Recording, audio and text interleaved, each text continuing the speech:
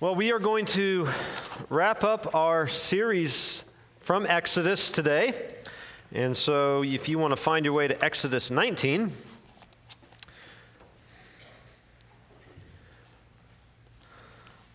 in case you didn't figure it out, we're not going to actually be able to cover the entire book of Exodus in 9 weeks.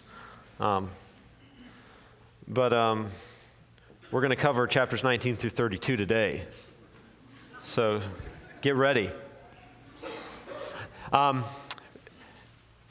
We're actually going to, we've kind of been looking at a zoomed in kind of view, kind of been looking at the trees, the trees rather than the forest. Today we're going to zoom out, we're going to kind of take a big picture view, which is why we're kind of chapters 19 through 32. It's a big kind of 30,000-foot view of what's going on in redemptive history. And so just by way of introduction this morning, let me just tell you, pay attention today because your understanding of what we're going to be talking today will shape your understanding of the Bible and particularly Jesus' ministry and why his ministry, why his life and his humanity and what he did was so important and how it connects to what was happening in with the nation of Israel in the book of Exodus. How many of you remember back to elementary school? First of all, how many of you are in elementary? I know we have our elementary kids. All our elementary kids, raise your hand. Raise your hand. All right, let's give them a hand. It's great having them in here. All right, they've been in here the past month, and it's been great. I love the energy that they bring. I love the energy that youth and children bring. So the older we get, the more maybe sometimes tired and cranky we get. I know that's me. So just ask my wife. But children bring an energy and an enthusiasm and a noise that I love. And so elementary kids, I remember in elementary, how many of you had an elementary school crush? There was a crush, you remember? Go ahead, raise your hand. Okay. All right. For me, it was 6th grade, 5th or 6th grade. It was Crystal. She had long blonde hair, big blue eyes, and she had a thing for me. Oh yeah. I was quite an item in the 6th grade. I had it going on. I had the parted, wafted hair that kind of flowed over. I had the awesome pleated jeans that we pegged. You remember the pegged jeans from the late 80s, early 90s? They're real tight at the bottom, and so they bunched out, and I was awesome. And so why wouldn't she have a thing for me, right? And so if you remember in elementary school, the cardinal rule of liking someone was that you never actually talked to them, right? What you did is you sent your mediator, your intercessor, right? Your go-between between you and that person to come up to you and be like, so it's like, hey, Doug. I'm like, hey. So Crystal likes you. Do you like her? Right, remember that? Sometimes it would be the note, circle yes or no, and then you would return it, right? This is the way it goes, but the point is, you needed someone. You had to have someone, because you forbid that you ever actually talk to the person you like. You sent an intercessor. You sent a mediator, someone that could talk on your behalf, so you didn't have to. Now, fortunately for me in those days, I was a free spirit, a loner. I couldn't be tied down with a 6th grade relationship. I didn't need that drama in my life. And so I played hard to get, and then she moved away, and that was it. So, but the reality is in life, particularly 6th grade crushes, we use mediators, intercessors. Mediators are necessary, especially if you're standing before a judge. And now I won't ask you to raise your hand on this one, but if you've ever had to stand before a judge, it's helpful to have a mediator between you and the judge, right? Someone that can plead your case, someone that can defend you, someone that can be your advocate. And so what we're going to see today is that Israel, after she's delivered, finds herself in an interesting situation where she's in need of a mediator. She finds herself in need of someone to come between her as a nation and a holy God. And so what we'll see today from our text is that one greater than Moses. So we've been talking a lot about Moses. But ultimately, what I want to make very clear as we conclude this series is that Moses only points us to someone greater. That one greater than Moses came and fulfilled God's law perfectly for us and became our mediator so that we could stand before a holy God. And so if you'll go with me to chapter 19, let's begin reading. Israel has left Egypt. She's crossed the Red Sea. She's free from the bondage and the tyranny of Pharaoh and the taskmasters in Egypt, and they are headed to a new land, a land that God had promised to Abraham over 430 years before. And so Israel is on the brink of experiencing God's fulfilled promises. Pretty amazing stuff, right? They'd seen some pretty incredible things. It's going to get even more incredible because on the third new moon after the people of Israel had gone out of the land of Egypt, we're in chapter 19, verse 1. On that day, they came into the wilderness of Sinai, and they set out from Rephidim and came into the wilderness of Sinai, and they encamped in the wilderness. And there Israel encamped before the mountain. While Moses went up to God, the Lord called to him out of the mountain, saying, "Thus you shall say to the house of Jacob, and tell the people of Israel, you yourselves have seen what I did to the Egyptians, and how I bore you on eagle's wings and brought you to myself. Now therefore, if you will indeed obey my voice and keep my covenant, you shall be my treasured possession among all peoples, for all the earth is mine, and you shall be to me a kingdom of priests and a holy nation. These are the words that you shall speak to the people of Israel." How amazing are those words that God just spoke to Moses? Moses, go tell them that if you'll obey my voice, you'll be my people. You'll be my treasured possession. Yeah, that's quite a promise, isn't it? Who among us doesn't want that?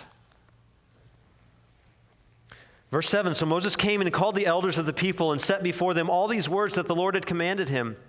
All the people answered together and said, "All that the Lord says, or all that the Lord has spoken, we will do." Anyone ever made a promise to God? God, I will obey. Israel made that promise. And Moses reported the words of the people to the Lord. And the Lord said to Moses, "Behold, I am coming to you in a thick cloud, that the people may hear when I speak with you and may also believe you forever." And so, on the morning, when Moses told the words of the people, verse 10, the Lord said to Moses, "Go to the people and consecrate them today, and let them wash their garments and be ready for the third day. For on the third day the Lord will come down on Mount Sinai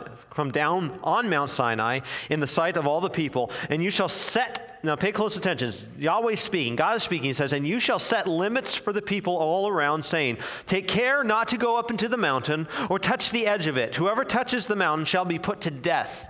That's important. "Whoever touches the mountain will be put to death. No hand shall touch him, but he shall be stoned or shot. Whether beast or man, he shall not live. When the trumpet sounds a long blast, they shall come up to the mountain." So Moses went down from the mountain to the people and consecrated the people, and they washed their garments, and he said to the people, "Be ready for the third day.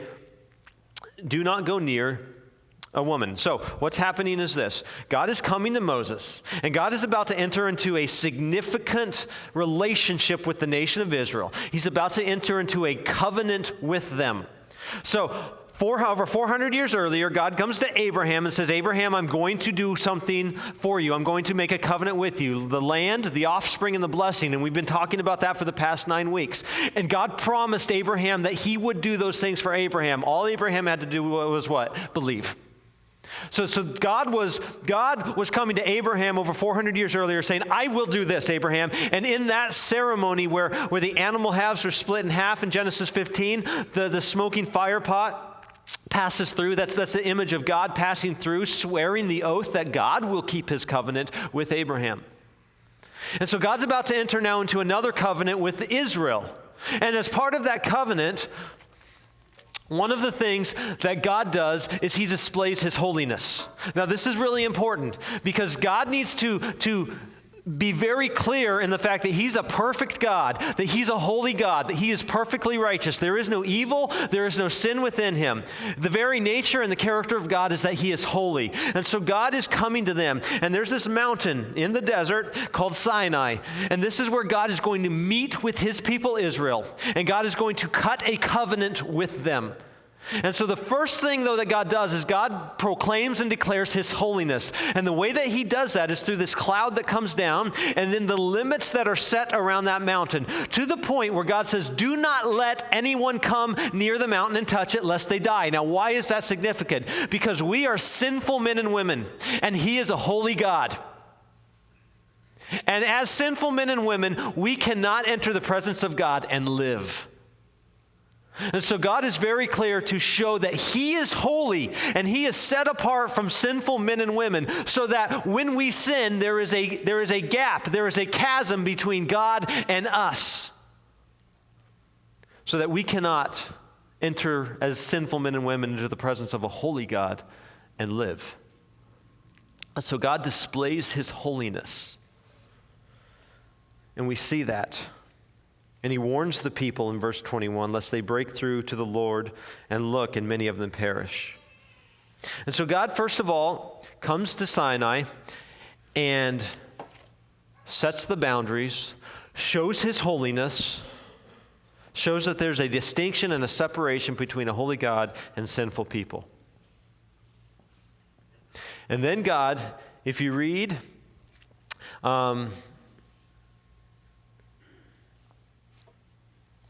chapter 20, and we're not going to read it all. Take some time to read it. 20, 21, 22, and all the way to 23:19. God takes those chapters and he gives and dispenses the covenant requirements. And so what God does is this. God comes to the mountain. He invites Moses in, and he gives him his law. So if you look in chapter 20, we see the 10 Commandments, right? So we can kind of boil the law, and there were like 600 some laws given. They can kind of be boiled down to those 10 laws. Do not murder, do not steal, do not make any graven images, do not covet, keep the Sabbath day. Okay, so there's those 10 commandments. That's the law of God given to the people of Israel. Now, what's interesting about this covenant that God's entering into with his people is this. God says, I am giving you covenantal requirements. These are laws that you must keep. Now, how is that different than the covenant he made with Abraham some 400 years earlier? The difference is that Abraham simply had to believe, and God swore that he would do it. In this covenant, Israel is coming, and Israel is expected to keep these laws. And that's why chapters 20, 21, 22, most of chapter 23 are these laws that are given. And God dispenses these requirements. And I mean, you read through it. Laws about Sabbaths and festivals, laws about slaves, laws about restitution, laws about social justice, laws about altars. I mean, it's just one rule, one law after another, after another, after another, after another. And God gives these laws as a part of his covenant with his people. So he says this, I am God and I am holy. And the law that I'm giving you reflects my holiness. So if you want to see the character and the nature of a holy God, it's in his law. Particularly those 10 commandments that are given, where they can all kind of be boiled down to those 10 laws. And Israel is expected, if Israel is going to receive the covenantal blessings, she is expected to, by faith, keep those laws. Because what we see happens is if she doesn't keep the law, what happens? The covenant curses. So if you go to chapter 23, Verse 20, God has just given all the laws, and he says, "Behold, I send an angel before you to guard you on the way and to bring you to the place that I have prepared. Pay careful attention to him and obey his voice and do not rebel against him, for he will not pardon your transgressions, for my name is in him." But, so here's the thing. Here's the nature of this covenant. But if you carefully obey his voice and do all that I say, then I will be an enemy to your enemies and an adversary to your adversaries. So there's covenantal blessing, right? So if you will obey, so what's contingent on receiving the blessing of God being an enemy to their enemies and an adversary to their adversaries? What's contingent? It's what? Obedience, right? Obey these laws that I've given you by faith, and I will be an enemy to your enemies, an adversary to your adversaries. I will fight for you, and I will be with you, and you will possess the land. When my angel goes before you and brings you to the Amorites and the Hittites and the Perizzites and the Canaanites and the Hivites and the Jebusites, I blot them out. You shall not bow down to their gods, nor serve them, nor do as they do, but you shall utterly overthrow them and break their pillars in pieces. You shall serve Yahweh your God, and he will bless your bread and your water, and I will take sickness away from among you. None shall miscarry or be barren in your land. I will fulfill the number of your days. I will send my terror before you and will throw into confusion all the people against whom you shall come. And I will make your enemies turn their backs to you. And I will send hornets before you and drive out the Hivites, the Canaanites, and the Hittites from before you. So if you want to kind of add another point here, and I probably should have done that, is God first of all dispenses covenantal blessing, and that's what he's doing right now. The covenantal blessing, which was contingent upon obedience, is this: peace in the land, because I will drive out your enemies. So those are the blessings. Little by little, verse 30, I will drive them out from before you until you have increased and possessed the land. And I will set your border from the Red Sea to the Sea of the Philistines and from the wilderness to the Euphrates, for I will give the inhabitants of the land into your hand, and you shall drive them out before you. You shall make no covenant with them and their gods. They shall not dwell in your land, lest they make you sin against me, for if you serve their gods, I will surely be a snare to you. So what's the nature of the covenant? Obey my law, Israel, and if you do, I will fight for you. I will give you this land. You will possess it, and you will have peace, and you will have victory over your enemies. Forsake my covenant, and what? I will be a snare to you. I will fight against you, Israel. I will remove you from the land, Israel. And so what happens? Well, we'll see in verses 1 through 8 of chapter 24. Then he said to Moses, "Come up to the Lord, and Aaron, Nadab, and Abihu, and the 70 elders of Israel, and worship from afar. And Moses alone shall come near to the Lord, but the others shall not come near, and the people shall not come up with him." And Moses came and told the people all the words of the Lord, and the what? And the rules. And all the people answered with one voice and said, "All the words that the Lord has spoken, we will do."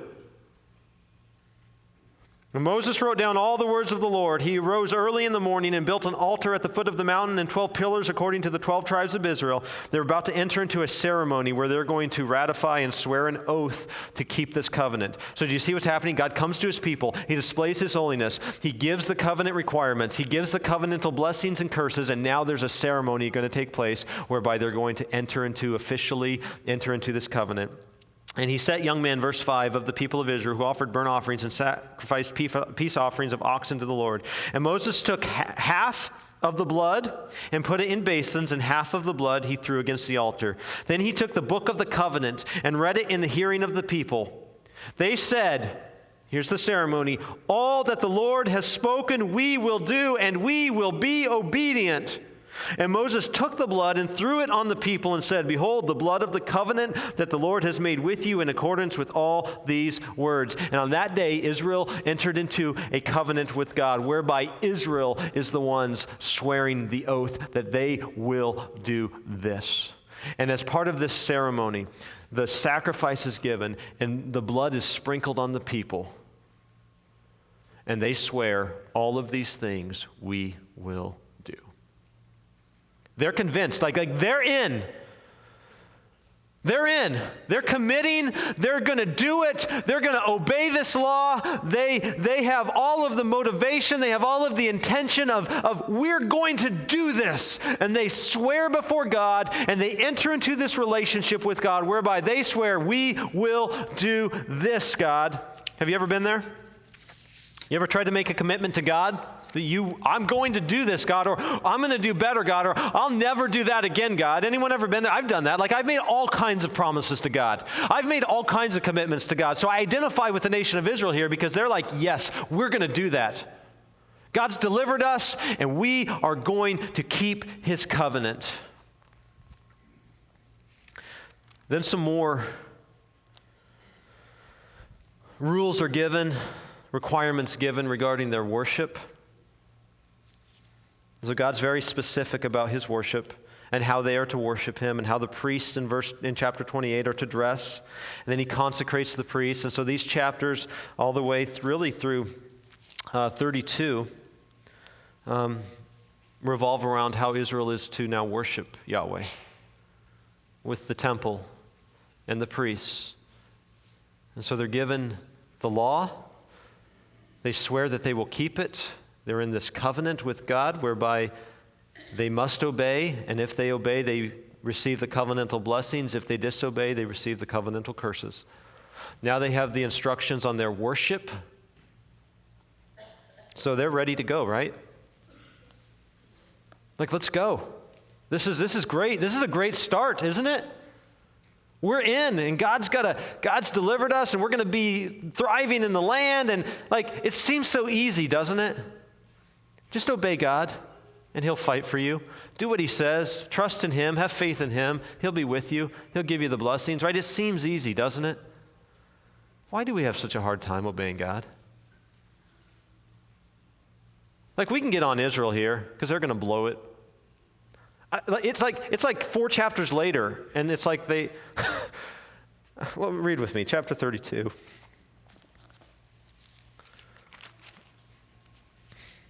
Moses is up on the mountain. He's back up on the mountain.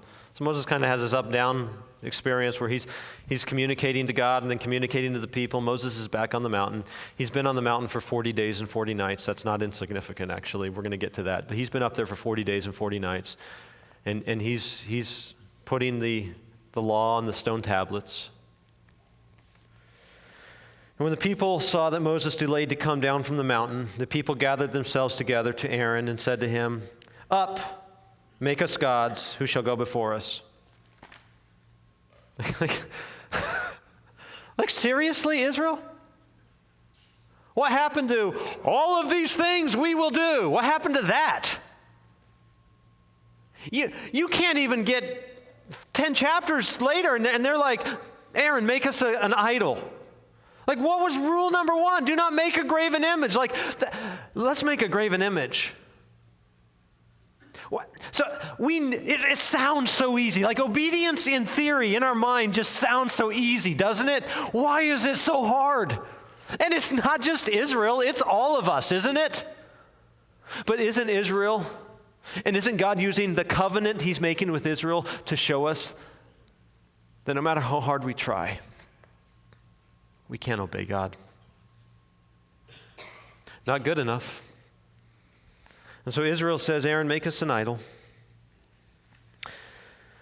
As for this, Moses, the man who brought us up out of the land of Egypt, we do not know what has become of him. I mean, he's been on that mountain for 40 days. He's probably dead. So Aaron said to them, and like Aaron, he's such a coward. He's like, He says to them, "Take off the rings of gold that are in the ears of your wives, your sons and your daughters, and bring them to me." So all the people took off the rings of gold that were in their ears and brought them to Aaron. And he received the gold from their hand and fashioned it with a graving tool and made a golden calf. Way to go, Aaron. Way to lead. And they said, "These are your gods, O Israel, who brought you up out of the land of Egypt."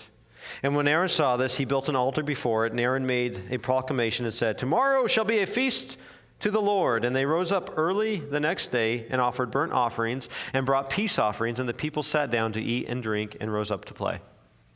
So Aaron's kind of like, okay, we'll turn this into a celebration of Yahweh using the golden calf. So Aaron's pragmatism and his desire to kind of make the people happy, but kind of do what he thought was right. You see what's going on with Aaron here? He's riding the fence between, I got to make the people happy, but okay, we'll kind of try and keep God happy too. So we'll kind of compromise in between the two. And that never works. Like that kind of pragmatic approach to keep them happy and keep God happy and kind of compromise, but it doesn't work. So verse 7. Israel makes an idol. I got to get caught up with my PowerPoint here. I forget it. Verse 7, chapter 31, verse 7. Or 32, verse 7. And the Lord said to Moses, "Go down, for your people..." I love how God's like, yeah, they're your people now, Moses.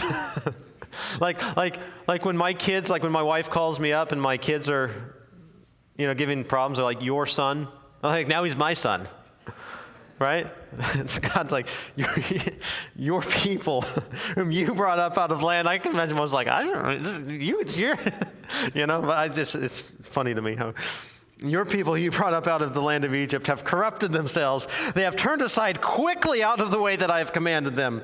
They have made for themselves a golden calf and have worshipped it and sacrificed to it and said, "These are your gods, O Israel, who brought you up out of the land of Egypt." And Yahweh said to Moses, "I have seen this people, and behold, this is a stiff-necked people. Now therefore, let me alone, that my wrath may burn hot against them, that I may consume them, in order that I may make a great nation out of you." Uh-oh. So we have a problem here, right?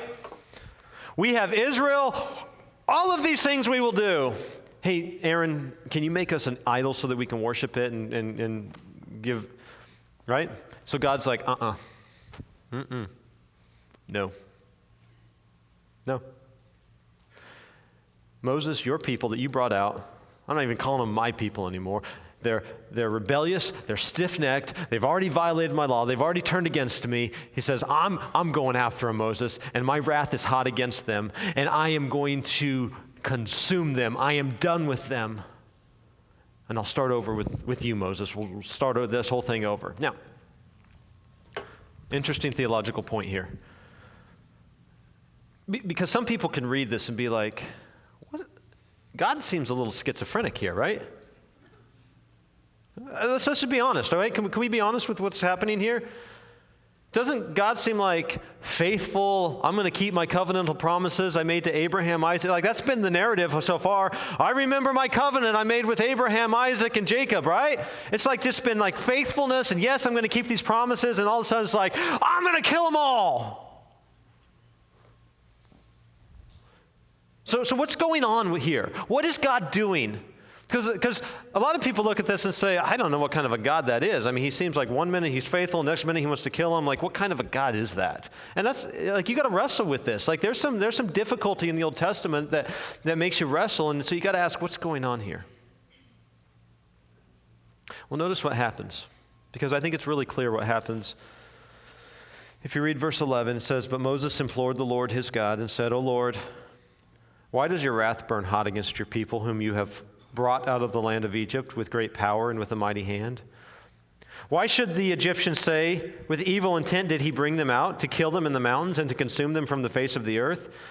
Turn from burning your anger." So this is Moses talking. "Turn from burning your anger and relent from the disaster against your people. Remember Abraham, Isaac, and Israel, your servants to whom you swore by your own self, and said to them, I will multiply your offspring as the stars of heaven. And all this land that I have promised I will give to your offspring, and they shall inherit it forever. And notice verse 14, and the Lord relented from the disaster that he had spoken of bringing on his people.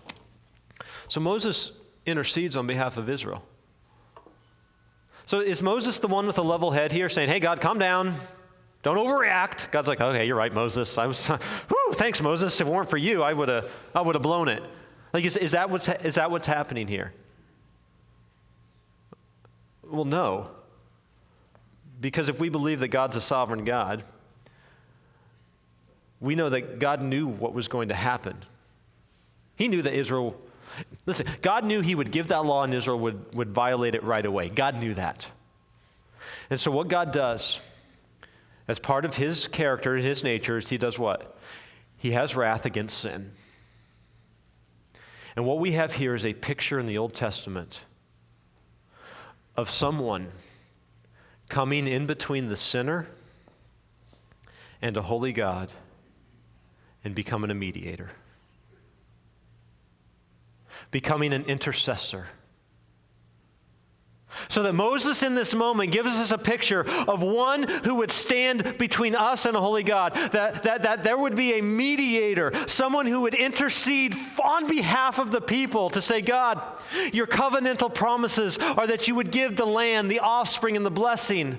And that Moses gives us a picture of an intercessor, and what God is doing through his relationship with Israel and his anger against Israel is God is painting a picture for us of a need that every human being in the world has, and that is an intercessor, a mediator, someone that will go between sinful man and a holy God. And that's exactly what's happening in this text, that God would use Moses and paint a picture of Christ, that Moses would point us to Christ, and that's what's happening in this text.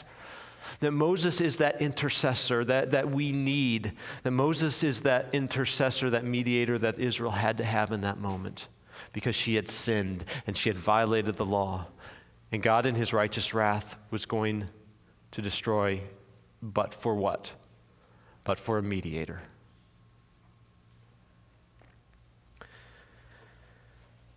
And so we see that Moses intercedes on behalf of the people. He is that mediator. But one greater than Moses. One greater than Moses is our mediator who fulfilled God's law perfectly and invites us into a new covenant. So we're zooming out here. We're saying, what does Moses picture for us? What does Moses point us to? What is Moses a shadow of? And what God is doing in Israel through his covenant is he's saying, here's my law. Israel says, we will keep it. And within days, Israel is violating it. And isn't that the story of every one of us? That we are no different than Israel. That God invites us, God says obey, and God's requirement is perfect obedience, not try your best, not be sincere, but God says obey perfectly, and not one of us can do that. Therefore, we all find ourselves in the same situation that Israel found herself in, and that's we need someone to go between us and a holy God, because we cannot stand before a holy God and live because of our sin. And so then if you fast forward a few hundred years from this point in time,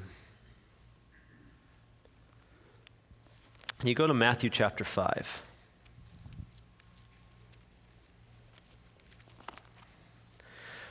In Matthew 4, Jesus had spent how many days and how many nights fasting on the mountain? How many? 40. How many days had Moses spent fasting and meeting with God on the mountain? 40. So you can see the parallelism here. You can see that Moses is a picture of Christ in the Old Testament, one that would point us to Christ. But ultimately, Moses could not accomplish, as a mediator, what Christ accomplished for us. And so we see the imagery that after 40 days and 40 nights, Jesus, one greater than Moses, comes. And he comes down from the mountains, and in Matthew 5, Verse 1, seeing the crowds, he went up on the mountain. Now he ascends to the mountain. So the imagery is exactly the same as the Sinai covenant. So God gives a covenant with Israel where Israel says, we will do these things. God dispenses the requirements at Sinai. God dispenses the blessing. God dispenses the curses. Israel swears the oath. Jesus now, after 40 days and 40 nights, comes to the mountain in the same way that Moses did. He comes to the people, and what does he do? What's the first word out of his mouth? He opened his mouth and taught them, saying what? Blessed. What does Jesus begin with when he starts his ministry? He begins not with curse, not with requirements, not with law, but what? Covenantal blessing. So these Beatitudes, they are indicatives. They are not imperatives. They are statements of fact. They're not commands. So Jesus isn't coming saying, be poor in spirit, or be mourn, or be meek, or or hunger and thirst. Jesus is saying, blessed are those who are this. Blessed are those who are this. Blessed are you who are. So Jesus comes, and the first thing he does is he does not give law. He gives blessing. He comes and as a greater than Moses, he comes and is doing something different. He's instituting not an old covenant whereby we have to swear all these things we will do. Jesus is coming and saying, no. Here's the covenantal blessings that I will give and bestow upon you. Why? Well, he bestows the blessings first. But if you read 17 through 20, the Pharisees are sitting there and they're confused, and Jesus knows this. How can he dispense blessing and give blessing without, first of all, obedience? After all, isn't that the covenant that God made with Israel? Obey first and then you get the blessing? Isn't that what the covenant was? Yes, but what we find Jesus here doing is instituting a new and a better covenant, because that old covenant could only do one thing. That old covenant could only show you that you have a need of a mediator. You can't keep that law. Nobody can. God knew that. So it showed you that you had a need. And so when Jesus comes to the scene and says, I will dispense blessing, the Pharisees are saying, then what of the law? Well, okay, we don't have to keep the law then. We just get all of these blessings? No law? This guy's abolishing the law. This guy's abolishing the entire Old Testament. So verse 17, Jesus addresses that and says, do not think that I have come to abolish the law or the prophets. I have not come to abolish them, but to what? To fulfill them. I've come to fulfill them. So what Jesus did 2,000 years ago is he succeeded where Moses could not. Every single one of those laws that God gave to Moses on Sinai, Jesus, every single day of his life, kept perfectly. So every time you failed in these laws, to the point where Jesus said, later on in this text, you've heard it said, do not commit adultery. Now, how many of us in here could raise our hands and say, yep, never committed adultery? Probably most of us. But then Jesus says, but I say unto you, do not lust. How many of us can raise our hands and say, I've never lusted? Right? You don't make it. You don't make it. You don't measure up. You violate God's law. And Jesus clearly said that, but Jesus said, I will keep it every day for you. So that as 1 Timothy 2:5 says, there is one God and one mediator between God and man. Who is that? The man, Christ Jesus. How is he our mediator? How can he stand before us in a holy God? Because where we failed, he succeeded. Where we could not keep the law, he kept the law. And by faith, what happens when we come to Christ is he gives us his perfect righteousness. It transfers over to us. And in his death, he took our curse and our sin, and he took the curse so that he fulfilled the law. He kept it where we could not. And then he took the covenantal curses upon himself when he died on the cross for our sins. And so Jesus is the only one. This is why Christianity is such an exclusive religion. Well, it's so exclusive. Yes, because there was only one man that could ever kept the law of God perfectly, and that was Jesus. So he is the only one that can stand between us and the holy God and be our mediator. There is one God, one mediator between God and man, and that is Jesus. So that if you will go to now Hebrews, It says he is what? The mediator of a what? Not that old covenant made at Sinai that required you to swear all these things we will do. He is the mediator of a new covenant whereby he says, I'll fulfill that for them. So that those who are called may receive what? And so this is where it comes to. Those who are called receive the promised eternal inheritance. Abraham, land, a place of renewed fellowship with God. Offspring, a people enjoying a renewed fellowship with God. Blessing, opportunity to have a restored, renewed fellowship with God through the promised seed of Abraham, forgiveness of sins. So that through a new covenant you receive the promises of Abraham. And Jesus is that mediator. Jesus is the Lamb of God who was slain so that 2,000 years ago when he came to earth, what he did is he perfectly lived the life that you could not have lived, and then he died the death that you should have died. And in that, he becomes a mediator of a new covenant that says this: you don't have to keep the law to be saved. Jesus kept it for you. I will now write the law in your hearts. You don't have to be perfect because Jesus was perfect for you. All you have to do, and this is what it comes down to, and this is what Exodus points to, all you have to do is this, very simply, come to Christ. Faith in him. Pursue him. And all I've wanted to do through the past 9 weeks is point you to Jesus. That's all we've wanted to do. Just point you to Jesus. Give you a picture of Christ as your mediator who stands before you and God. So on those days in which you fail, and you fail every day, you have a mediator that stands between you and God and says, he's righteous, she's righteous. Yeah, but he lied, he lusted, he did that. He has, no. He has my righteousness so that you receive before holy God. And so all we want to do is we just want to point you to the Lamb of God, the Lamb who erases our sin and erases our debt, that Lamb, that Jesus who is our mediator.